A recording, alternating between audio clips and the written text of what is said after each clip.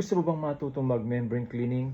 Well, madali lang yan. So, in our training po, every end of the month, wherein 4 lang po kinukuha namin na participants, nagtuturo po kami ng actual na membrane cleaning.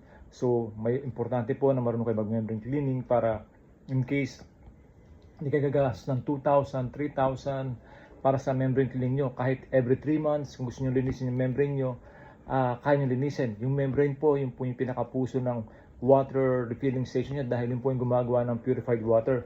At kung sakaling magbabara to, let's say 3 GPM, naging 2 GPM na lang, dapat malinis nyo kagad kasi pag lalo nyo pinababa, lalong sisiksik yung dumi, lalo kayo mahirapang mag-membrane cleaning. So, importante pong matutunan kayo nun. In our seminar, training, kayo po mismo gagawa paano mag-membrane cleaning.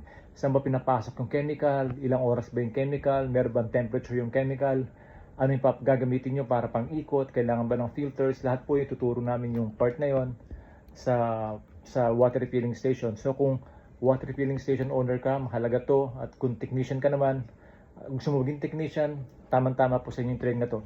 Every end of the month, Plaridel Bulacan po, 4 na participants lang pong kukunin natin per training para po nagagawa nyo talaga, nakakahawa kayo mismo gumagawa ng mga tinuturo natin. Okay? Nandito sa Water Treatment Enterprise of Plaridel Bulacan.